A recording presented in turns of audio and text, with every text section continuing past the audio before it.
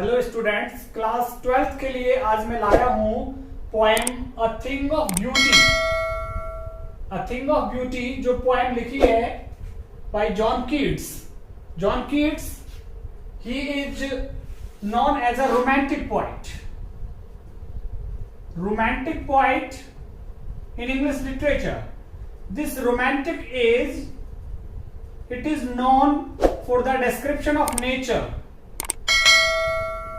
प्रकृति का बहुत ज्यादा चित्रण हुआ है इस एज में, और ये 19th सेंचुरी इंग्लिश लिटरेचर की बात कर रहे हैं तो इंग्लिश लिटरेचर की 19th सेंचुरी को रोमांटिक एज के नाम से जाना जाता है। और इस रोमांटिक एज में पोएट्स ने नेचर का चित्रण किया है, और इसी रोमांटिक एज में हमारे जॉन कीट्स हैं। और John Keats younger romantic poets माने जाते हैं। Younger romantic poet, younger romantic poet. इनके अलावा और दो पोएट हैं जिनको यंगर रोमांटिक पोएट कहा जाता है, Byron, Shelley and Keats. These three are the younger romantic poets, क्योंकि ये सेकंड जनरेशन से बिलोंग करते हैं। रोमांटिक एज की जो फर्स्ट जनरेशन है वो विलियम वर्ड्सवर्थ, एस.टी. कोलरिज और सदे, ये तीन पोएट्स फर्स्ट जनरेशन, क्योंकि इस रोमांटिक एज की जो शुरुआत की थी विलियम वर्ड्सवर्थ ने की थी एस.टी. कोलरिज के साथ मिलकर के, और सेकंड जनरेशन के रूप में यंगर रोमांटिक पोएट्स जिनमें वायरन, शैले और कीट्स आते हैं। और हमारा कीट्स यंगर रोमांटिक पोएट्स के अंदर इंक्लूड किया गया है। और इनकी जो डेथ भी, when he was 25 years old he died. लेकिन 25 साल पूरे होने से पहले, अपने जीवन के 25 साल पूरे होने से पहले, he had written a lot of odes or poems and he is known for his odes। अपने odes के लिए जाना जाता है, कविताओं के रूप में। इस पोएम की यदि हम बात करें, अ थिंग ऑफ ब्यूटी, ये पोएम एंडीमियन में से ली गई है। एंडीमियन एक पोएम है, इसकी एक रोमांटिक पोएम है, एपिक स्टाइल की है, महाकाव्य के जैसी। उस एंडीमियन में से इन लाइनों को लिया गया है। इस एंडीमियन की फेमस लाइन यही है, अ thing of beauty is a joy for ever. तो चलिए पोएम को स्टार्ट करते हैं। पोएम को स्टार्ट करने से पहले मैं चाहूंगा कि आप मेरे YouTube चैनल को सब्सक्राइब करें, और सब्सक्राइब करने के साथ ही बेल आइकन जरूर प्रेस करें, जिससे कि आपको नई वीडियोस का नोटिफिकेशन मिलता रहे। और सब्सक्राइब करने के बाद ही आप मेरे YouTube चैनल की प्लेलिस्ट ओपन कर पाएंगे, और वहां से कई सारी पोएम्स और कई सारे लेसन्स मैं 12th क्लास के NCERT सिलेबस के कंप्लीट कर चुका हूं। और let's start this poem. A thing of beauty is a joy forever. Its loveliness increases. It will never pass into nothingness, but will keep above quiet for us and asleep, full of sweet dreams and health and quiet breathing. A thing of beauty, लेखक कह रहा है पहली line में कि सुंदरता की कोई भी एक चीज, छोटी से छोटी चीज, और वो किसकी? सुंदरता की। Is a joy for ever, हमेशा के लिए एक व्यक्ति को प्रसन्नचित रखती है। फॉर एवर मीन्स परमानेंट है। वो जो खुशी मिलेगी आपको किसी सुंदर चीज को देख करके, सुंदर प्रकृति के सुंदर नजारे को देखकर जो आपको खुशी मिलेगी, पोएट कहना चाहता है कि वो खुशी फॉर एवर है, परमानेंट रहेगी वो खुशी मनुष्य की कल्पनाओं के अंदर। मान के चलिए मैंने हिमालय पर्वत को देखा है, या फिर मैंने बहते हुए झरने को देखा है 20 वर्ष की उम्र में, और जब मैं 30 वर्ष या 35 वर्ष की उम्र पे उसको इमेजिन करूंगा तो मुझे वही खुशी मिलेगी जो मैंने 20 साल के का था मैं, तब मैंने उस झरने को देखा था। तो प्रकृति का कुछ नजारा ऐसा होता है कि प्रकृति की हर एक छोटी sight, small beautiful sight of a nature gives pleasure to a man, मनुष्य के लिए आनंद देती रहती है, और फॉर एवर, हमेशा के लिए आनंद देती रहती है। इट्स लवलीनेस इंक्रीजेस, पोएट कहना चाह रहा है कि इट्स लवलीनेस, इसकी जो सुंदरता है उस चीज की जो आपने देखी है, प्रकृति की जो चीज आपने देखी है, उसकी लवलीनेस, उसका जो अट्रैक्शन है, उसकी सुंदरता है, इंक्रीजेस, वो बढ़ती है। उसकी जो सुंदरता है बढ़ती है। Means time can not destroy the beauty of that lovely thing which is seen by you. जो तुम्हारे द्वारा प्रकृति की जो सुंदर नजारा देखा गया है, समय भी उस पर अपना प्रभाव नहीं छोड़ सकता। अदरवाइज समय हर चीज को धीरे धीरे खत्म कर देता है और समाप्त कर देता है, लेकिन जो प्रकृति का नजारा आपने 20 साल पहले देखा, वहां आपका जाने का मन होता है और आप उसे दोबारा से देखना चाहते हैं। उस प्रकृति के नजारे को, गिरती हुई बर्फ को आप देखना चाहते हैं दोबारा से। तो इसकी वो कह रहा है जो आपने प्रकृति की सुंदरता देखी है, उसकी लवलीनेस, उसका अट्रैक्शन, उसका जो आकर्षण है इंक्रीजेस, वो बढ़ता है, वो कम नहीं होता उसका आकर्षण। It will never pass into nothingness. ये जो सुंदर चीज आपने देखी है, अ थिंग ऑफ ब्यूटी, सुंदरता की जो चीज आपने देखी है, it will never pass into nothingness means it never becomes zero. ये कभी जीरो नहीं बनती है, ये कभी जीरो से मतलब ये कभी डिसमिस नहीं होती है, कभी खत्म नहीं होती है। तो जो सुंदर चीज आपने देखी है प्रकृति की, जो छोटी से छोटी सुंदर चीज, it will never pass into nothingness means to say it will never dismiss, it will never end. ये कभी खत्म होगी ही नहीं। वो जो चीज आपने सुंदर देखी है, प्रकृति का जो नजारा आपने देखा है, बट विल कीप, ये सुंदर चीज हमको रखेगी, हमारे ऊपर प्रभाव डालेगी। But will keep a power quiet for us. जिस तरह से पावर होता है, power a group of tree, a group of tree, पेड़ों का एक समूह, या फिर गार्डन भी कह सकते हैं हम इसको, गार्डन। जिस तरह से एक गार्डन या पेड़ों का एक समूह हमको शांत करता है, तसल्ली देता है।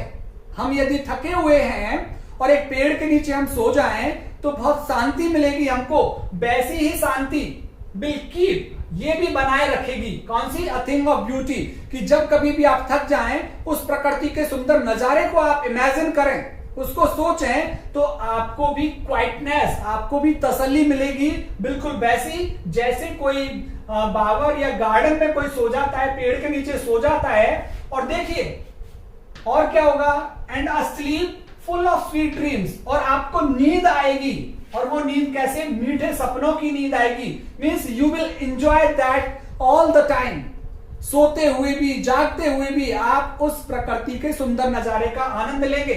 जिस तरह से थक करके आदमी पेड़ के नीचे सो जाता है और उसको मीठी नींद आती है, मीठे सपने देखता है वो, और हेल्थी एंड क्वाइट ब्रीदिंग, बहुत शांत और तसल्ली से अपनी सांसें लेता है बावर के नीचे, पेड़ों के झुरमुट के नीचे, वैसे ही वो कह रहा है कि जो प्रकृति की एक छोटी चीज की सुंदरता है, वो हमको रखेगी, शांत रखेगी, मीठे सपने हमें आएंगे, हमें हेल्दी रखेगी, हमको क्वाइट ब्रीदिंग, हम शांत बिल्कुल तसल्ली में रहेंगे उस सुंदर चीज को सोचते हुए।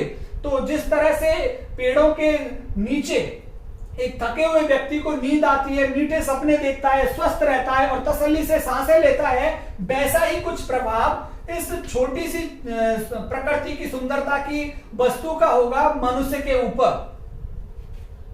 Therefore, इस कारण, Therefore on every morrow, हाँ एक बात और मैं आपको बता दूं कि इसका पार्ट 1 है ये। These are the half lines of this poem. Part 2 मैं इसका जल्दी ही रिलीज करूंगा। तो यहां तक हमने देखा है कि कभी कह रहा है कि जो प्रकृति है, प्रकृति की हर एक छोटी सुंदर चीज वो हमेशा आनंद देती रहती है मनुष्य को, और कभी भी खत्म नहीं होती है उसकी सुंदरता, और कभी भी उसका आनंद प्रदान करने का जो सोर्स है वो कभी खत्म नहीं होता, बल्कि पॉइंट कह रहा है कि ये तो बढ़ती जाती है उसकी सुंदरता, उसकी सुंदरता बढ़ती जाती है, और ये नथिंगनेस कभी भी समाप्त नहीं होती है उस चीज की सुंदरता, और वो आनंद देती रहती है प्रकृति की सुंदरता, और हमको बिल्कुल शांत नींद दिलाती है, हमको मीठे सपने दिलाती है वो प्रकृति की सुंदरता, हमको हेल्थी बना के रखती है। जिस तरह से बावर पेड़ के नीचे एक व्यक्ति सो जाता है, उसको मीठे सपने आते हैं, वैसे ही हम उस सुंदर नजारे को सोचते हैं तो हमें भी मीठे सपने आएंगे, हम हेल्दी रहेंगे, स्वस्थ रहेंगे। Therefore, इस कारण on every morrow, हर आने वाले दिन, morrow is here referring for the following day, हर आने वाला दिन, tomorrow, हर आने वाला दिन, are we reading, हम reading, we are, ये इन्वर्जन है, are we reading नहीं, we are, इन्वर्जन यूज किया है यहाँ पे, we are reading, we are encircled, we are encircled, हम घिरे हुए हैं, वी आर सराउंडेड, हम मनुष्य घिरे हुए हैं किससे?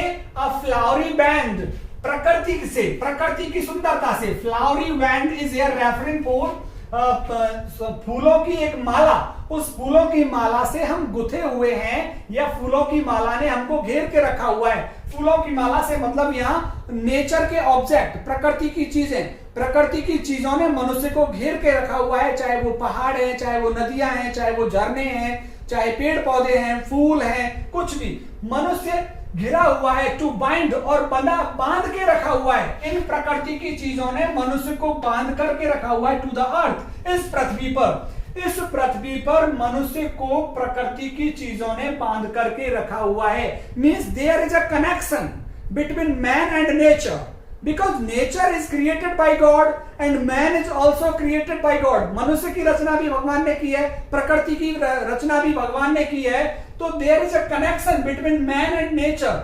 नेचर ने मनुष्य को इस पृथ्वी पर बांध के रखा हुआ है। किस तरह से बांध के रखा हुआ है? देखिए, spite of despondence of the inhuman dearth of noble natures of the gloomy days of all the unhealthy and over-darkened ways. Spite of despondence. Despondence means frustration, disappointment. Disappointment.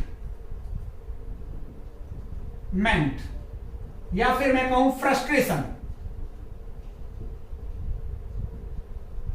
हताशा और निराशा। Spite of, spite of means in spite of, हताशा और निराशा के बावजूद मनुष्य निराश रहता है इस पृथ्वी पर, मनुष्य हताश हो जाता है।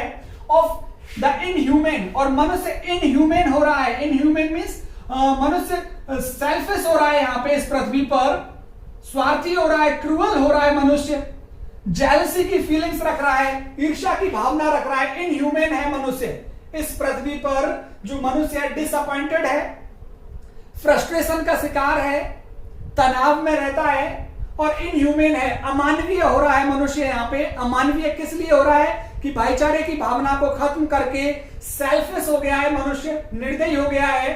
Dearth of noble nature, dearth means absence, कमी हो गई है मनुष्य में, एब्सेंस, या फिर मैं कहूं लैक, लैक ऑफ, कमी हो गई है किसकी? नोबल नेचर्स, अच्छे, एक्सीलेंट,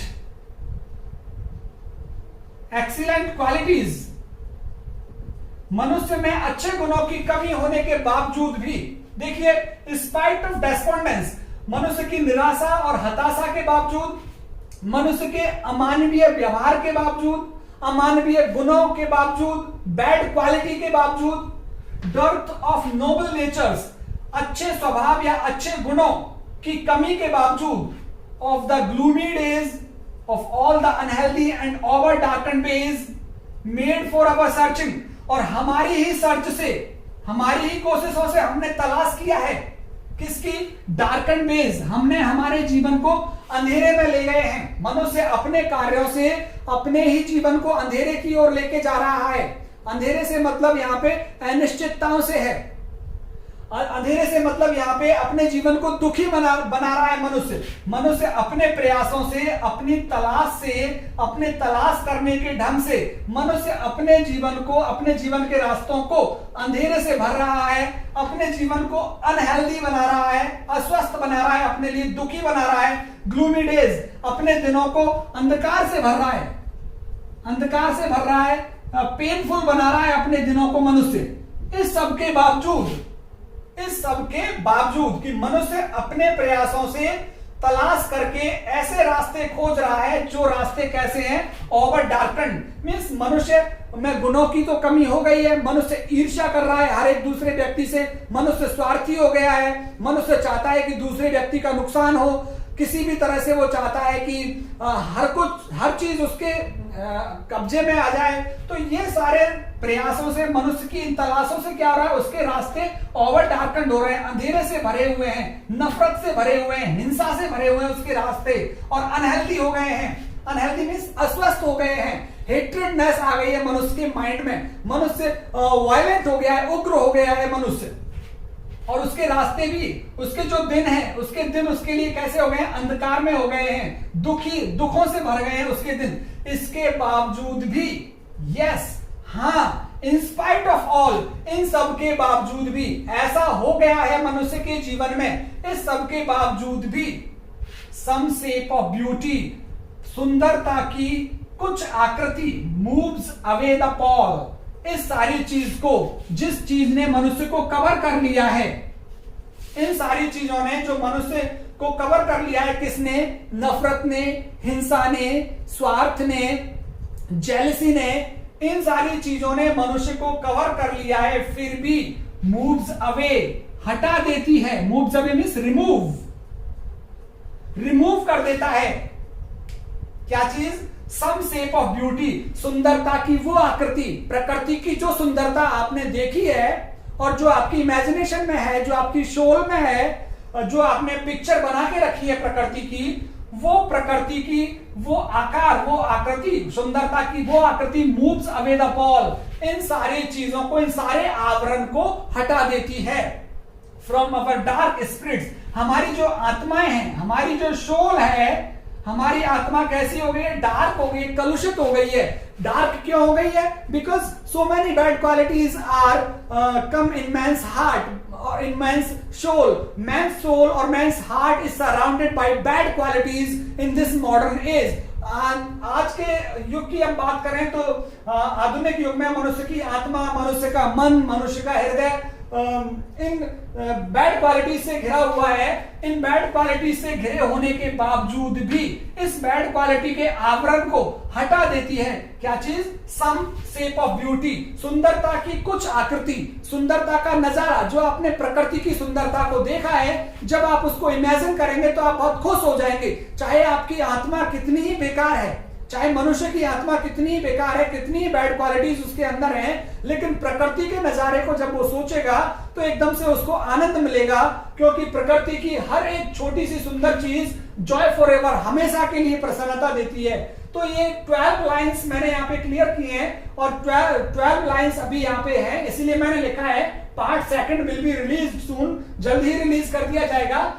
फिर से मैं एक बार बताऊं कि पॉइंट कहना चाहता है कि प्रकृति की एक छोटी सी चीज, a thing of beauty is a joy forever because it gives pleasure, it makes a man to feel comfort। ये मनुष्य को आरामदायक महसूस करवाती है, मनुष्य को आनंदित रखती है। और पॉइंट कह रहा है कि time is unable to impact the attraction of that beauty, कि समय भी उस सुंदरता के आकर्षण को प्रभावित करने में असमर्थ है, क्योंकि समय के साथ साथ तो उसकी सुंदरता बढ़ती जाती है। मान के चलिए आपने 10 या 15 साल की उम्र पे प्रकृति का कोई सुंदर नजारा देखा है और 25 साल आपकी उम्र हो जाती है, तो आपके इमेजिनेशन में उस देखी हुई चीज की सुंदरता बढ़ती जाएगी और आप दोबारा से वहां जाने की सोचेंगे। तो वो धीरे धीरे उसकी सुंदरता बढ़ती जाती है और वो जो प्रकृति की सुंदरता है, it never pass into nothingness, कभी भी समाप्त नहीं होती है, क्योंकि वो तो परमानेंट है। प्रकृति की सुंदरता परमानेंट है और ये हमको शांत रखती है। ये जो हम सुंदर चीज प्रकृति की सुंदरता को देखते हैं, हमें शांत रखती है, हमें नींद लेके आती है, स्वस्थ रखती है, मधुर सपने लेकर आती है। जिस तरह से एक व्यक्ति बावर किसी गार्डन में सो जाता है थक करके पेड़ों के नीचे और उसे बहुत तसल्ली मिलती है, रिलैक्स मिलता है, उसी तरह से जो थिंग ऑफ ब्यूटी है, it gives relax to man's soul, मनुष्य की आत्मा के लिए आराम पहुंचाती है। कभी कह रहा है कि प्रत्येक आने वाला दिन हमको एनसर्कल घेरे हुए है। किस चीज से? प्रकृति के सुंदर नजारों से। हम प्रकृति की चीजों से घिरे हुए हैं, इसी वजह से हमारा पृथ्वी पे अस्तित्व बना हुआ है, पृथ्वी पर हमारा संबंध है, पृथ्वी पर हमको जोड़ के रखा हुआ है। किसने?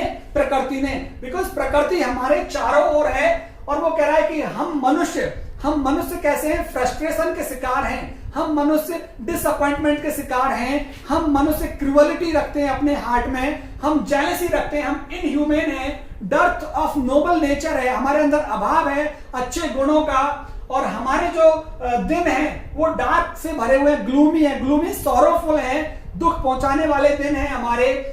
हमने हमारे ही प्रयासों से, हमारी खोज के प्रयासों से हमने हमारे रास्तों को ओवर डार्कन कर दिया है।